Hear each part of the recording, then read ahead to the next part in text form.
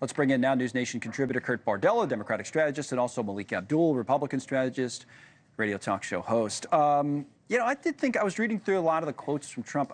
Malik, I'll start with you. I did think some of this was interesting, the way he explained it.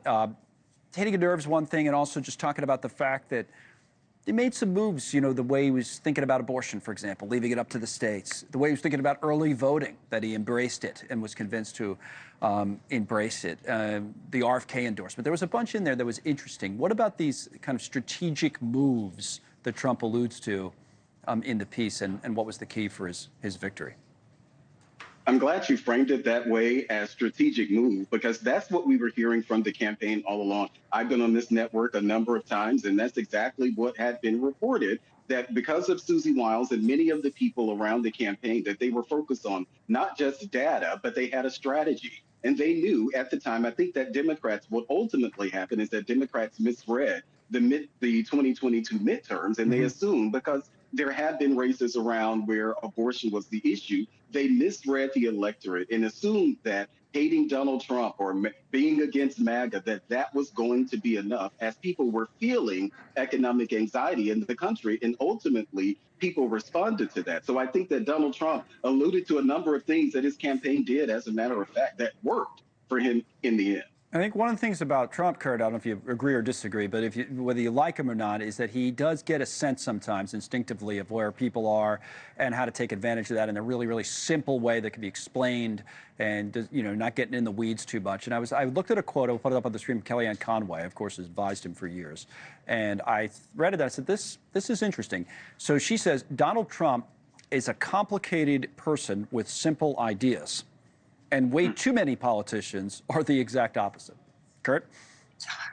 Well, I'm not sure I disagree with that. I've always looked at Donald Trump, and I've said this many times, his approach to politics and politicking is very much a WWE-like character who has this story arc, makes it about heroes and villains.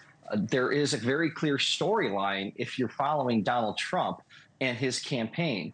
The Democrats' problem is, I think, that they try to be all things to all people all the time. And when you do that, you end up basically kind of pissing everybody off. And when you look at why is it that almost every demographic across the board went more for Donald Trump in 2024 than they did for Joe Biden in 2020, it's because Democrats lost ground in every single one of those demographics. And you just can't be all things to all people and get caught in that politically correct game that Democrats oftentimes get trapped in. It's incredibly restrictive. Meanwhile, Donald Trump gets to move fluidly. He gets to move without restraint. He gets to just be Donald Trump. And no matter what you think about Donald Trump ideologically, the American people believe that the person they see on that screen is the authentic Donald Trump. Democrats don't always have that. Yeah, we had former Congressman Max Rose from New York on at the very beginning of the show today. He was saying something very, very similar. So it's interesting that you point all of that out. Now he's in, right, or going to be in, and will he do what he says he's going to do, and what will the political kind of ramifications of all of that be? Let's talk about a few of those things. So first of all, Malik, on January 6th, so we've talked already today about the report that's out from the Inspector General, but here's interesting about the way Trump kind of talks about pardoning some of these folks that were at the riot, participated in it, and are in jail because of it. One of the first official acts of his presidency, Trump tells Time, and he's told others, will be to pardon most of the rioters accused or convicted of storming the Capitol. It's going to start, this is the quote, in the first hour, maybe the first 9 minutes. And then, how does the country accept that or react to that, do you think, Malik?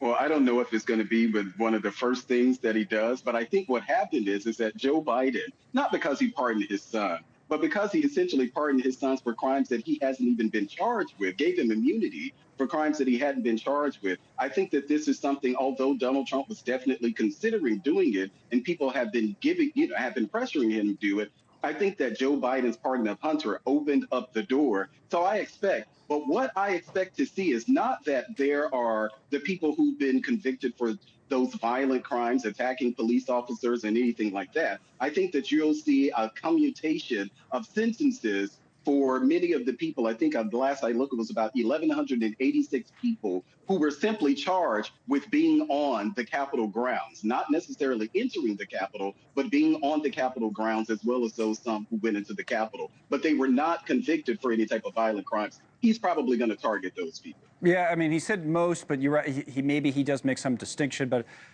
I don't know. Either way, if this was back then, I mean, I think the country, I thought, maybe I totally read it wrong, would have been united, Kurt, saying this is ridiculous. But now people see it differently, and time has passed, and they think about it differently. I think the election probably told us that it wasn't a big issue or big enough issue, certainly in many people's minds. What do you think the reaction to this will be if Trump follows through on it? I mean, I think the American people voted for Donald Trump because they believed that he was going to do the most on inflation in the economy. And so when the very first thing, or one of the very first things you do as president of the United States has something to do with January 6th, I don't think that's what voters really signed up for. I think that sends actually the wrong message. And it makes people wonder, you said as soon as you became president, prices would drop. Prices would drop at the grocery store, prices would drop at the pump. None of this has anything to do with that. And ultimately, if Donald Trump doesn't make headway on the economy like he promised, that's the standard he'll be held to. That's what could create actual backlash with voters in the 2026 midterms and the 2028 election. He needs to keep his eye on the ball. You can do all this grandstanding and all these messaging things and these grand gestures for the MAGA faithful. If it doesn't impact the wallet, it's not going to help him politically. Well, only one more term for him, so that's the issue for the other Republicans. Many on Capitol Hill will be thinking that way. So we'll see. One more point on this time, and then we'll go. Peace.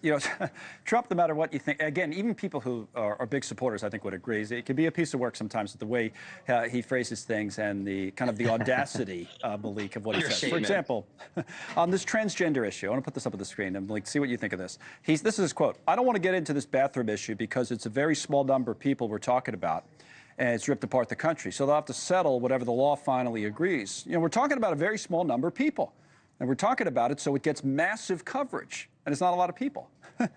Isn't the same guy who spent millions, tens of millions of dollars on these ads? There was like, I'm for, or she's for they, them, and I'm for you, and all that kind of stuff. And he says, well, no, it's just, it's not many people. You couldn't turn on the TV this election cycle ads without a Republican ad talking about this issue. They spent tens of millions of dollars elevating this issue. So if Donald Trump has a problem with why people are asking him about it, he should go look to his own party, because they are the ones who actually spent the election talking about it. He knows that. He knows all of that, by the way. But then he said, but he likes to say stuff like this, is what I think. But anyway, what do you think, Malik? It's the Donald Trump pivot. We've seen this many times with Donald Trump. This is the same Donald Trump. People forget that in 2016, he was asked, I believe, in a debate about trans people in bathrooms. And I remember his shrug. He said, I don't care. I don't have a problem with it. This is the same Donald Trump. So I think he's recognizing, and maybe this is Donald Trump deciding he's going to bring the country together. Sure. Or it's one of his big political, I've always said, one of his big political traits that he uses to his advantage. He has no shame. And you see it with things like this. He doesn't care. Thank you, Kurt. Thank you, Malik. A quick break here. I'll do